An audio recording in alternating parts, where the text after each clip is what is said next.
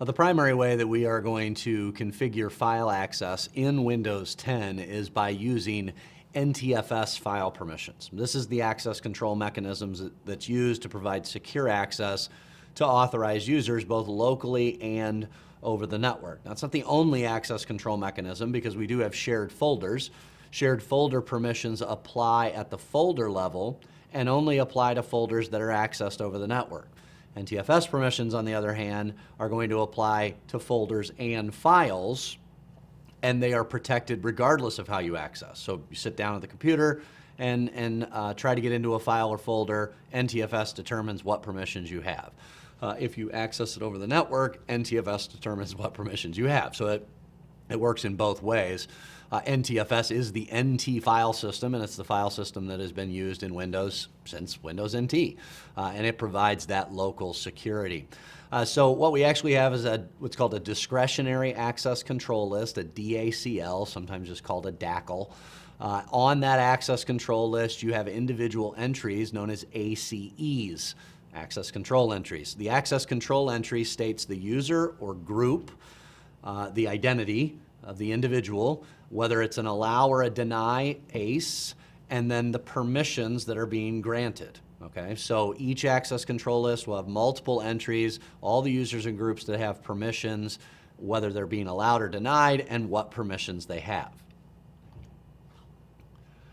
Every single object on an NTFS partition has an access control list that determines what access is going to be granted to that particular resource.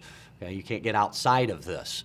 And so each object is going to have that. Every object is going to have a security tab. When you go into the properties of a file or a folder, it's got a security tab, and that's where the NTFS permissions are defined. Now, technically, there are two different kinds of permissions for NTFS. There are standard permissions and special permissions. The standard permissions are the ones that we see on the security tab. They are the most commonly assigned permissions. They are made up of read, the ability to open a document or a folder, read and execute, which is run executable code. List folder contents is only a permission on folders, not files. It's similar to read. It allows you to expand the contents of the folder. The difference is it's not going to be inherited by the files within the folder. So if I give you list folder contents on a folder, it doesn't necessarily imply that you're going to be able to read, open up the documents within the folder. Okay? So it's not used that much, but there's a slight difference. Write is the ability to edit. All right, you got to remember that these are for files and folders. So write on a file is the ability to open up the file, change the contents, and save it. The ability to write to a folder is to add documents into the folder.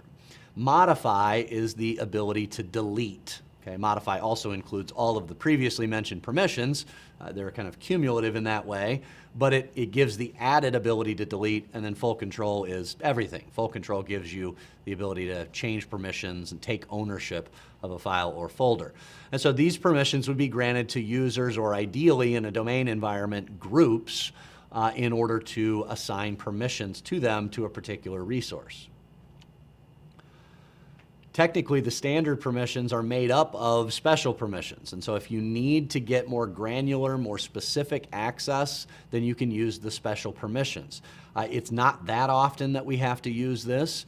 There are a lot of these, but we've got to kind of know what they are. You get to the special permissions by hitting the Advanced button on the Security tab, and it takes you to a screen that looks like this. You have permissions like traverse folder, execute file, list folder, read data, read attributes, read extended attributes, which are just additional attributes on the properties page, create files, write data, create folders, append data is add to the folder, write to attributes, so that's to edit the attributes or the extended attributes, delete subfolders and files, read and change permissions, take ownership. Essentially what you can do is you can click on the read permission, and if you give somebody the read permission on a folder, that actually gave them the list folder read data, read attributes, read extended attributes, and read permissions. Okay, so there were 4 permissions that made up the standard permission. That being said, especially on a client, you're not going to be dealing with these special permissions that often. We do need to know that they're there, but it is the exception rather than the rule that has us granting these types of permissions. It's really important to understand the rules for NTFS permissions. And the nice thing is they haven't changed. So if you've used previous versions of Windows, then this is just going to be a refresher. If you knew about NTFS permissions back in Windows XP, guess what? Other than really one thing that I can think of, nothing has changed.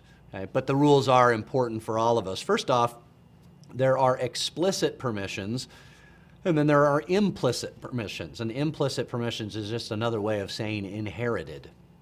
And so explicit means there's an actual entry on the access control list that states that a user is allowed or denied a particular level of access.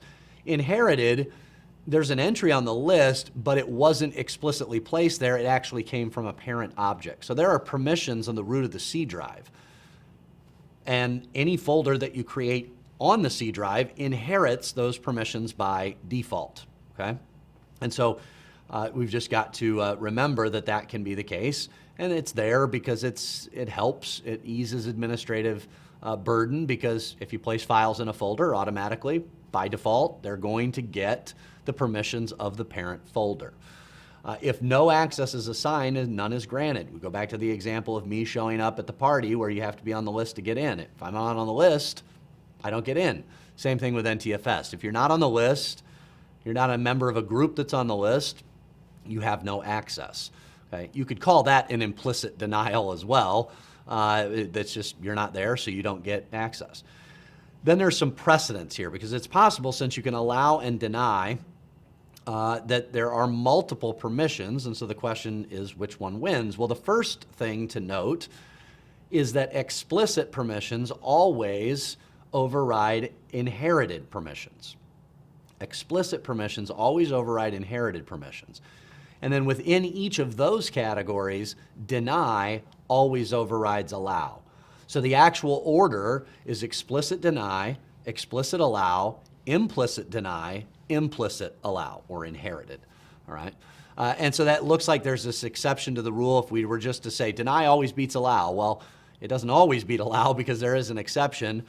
You could have an explicit allow statement that overrode an inherited deny. Hopefully that's not making your head spin.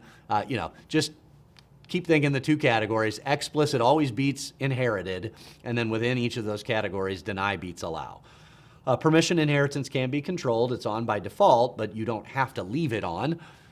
Basically, since every object on the file system has an access control list, just because you can get into the folder doesn't necessarily mean you have the same permissions on the files in the folder or even subfolders. It would be that way by default, but it can be modified. And it can be modified in one of two ways. Typically, we block permissions at the child object. So I go to a file within a folder and I remove inheritance. Okay, I disable inheritance at the child, and then I set particular permissions, explicit permissions on that child object. And so those would be then the one that win. You can also prevent inheritance from the parent, so I can put a permission on a folder and say, you know what, this doesn't apply to subfolders and files, it just applies to this folder. So you can turn off inheritance at the parent or at the child object. Be careful doing that, because inheritance is there to help, but there are going to be cases where I have to make an exception. Permissions are also cumulative. That means they add up. Another way of saying it is that you get the least restrictive permissions. So if I go to a file or folder and my user account is on the list, but I'm also a member of a group that's on the list, then I'm going to get the least restrictive permission for all the identities that match me. Okay? So if my user account's granted read, and the group that I belong to has read and write, then my permission is going to be read and write.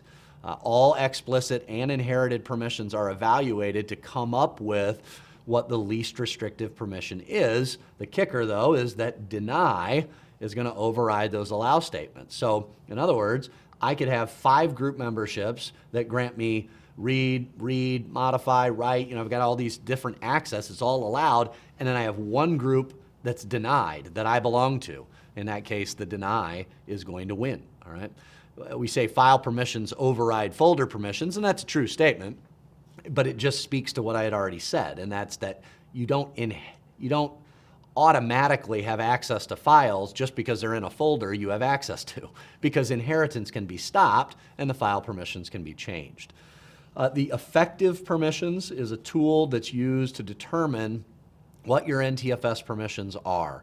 It does not include shared folder permissions, so we have to be careful because shared folder permissions could actually prevent access even when NTFS permissions allow it. And we'll spend some more time talking about that later. But when you get into the advanced security settings, there's an effective permissions tab. You can add a user and just say, I want to view what their access is, and it will calculate what their access is based on all the entries in the access control list. So that's a good way of validating permissions, of verifying the appropriate level of access. Windows 10 also provides the ability to add additional conditions. These are things that must be met in order for a permission to take effect. This would be based on group membership or based on the devices being used. This was first introduced in Windows 8. It is only utilized in a business type of environment, okay?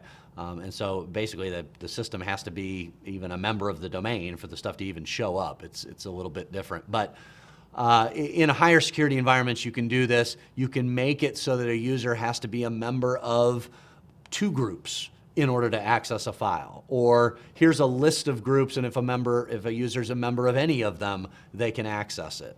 Or you can say a user cannot be a member of any of these groups. They must be a member of this group. They can't be a member of any of these groups. It starts to get a little complicated, but we can see how these conditions need to be met. This is actually often used in conjunction with Windows Server's dynamic access control, a new access control model that Microsoft introduced with Server 2012 that really just allows organizations to be a whole lot more flexible in their permissions that they're assigning without having to create these really complex group structures. All right, so let's take a look at the permissions. We're just going to go into our additional storage location here, create a new folder. And when I go to the properties of this folder, there's going to be a security tab. Okay, notice there's already a bunch of entries on the list. Also notice that the check marks appear to be kind of grayed out. If you hit edit, they are definitely grayed out. And the reason they're grayed out is because it's inherited. Those permissions are inherited inherited from the actual root of the partition. So the root of the partition is where you first have these permissions. Okay? So we can modify it here, and then that would change what it was, what the permissions were for the data folder. Or we can go into the data folder and we can hit advanced, and then we can disable that permission. Or we disable that inheritance, okay? Oh, whoops, I'm wondering why I don't have inheritance because I was still on the properties for E.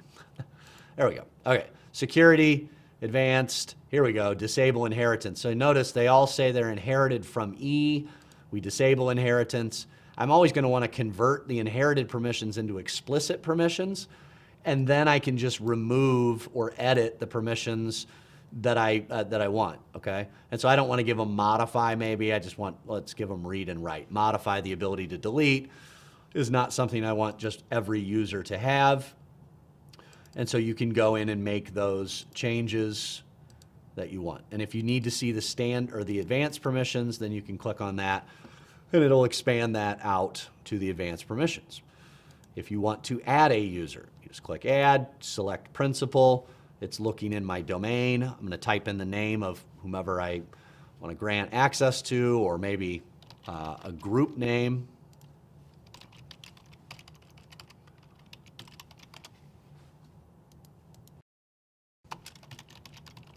Okie doke. I thought we had a backup operators.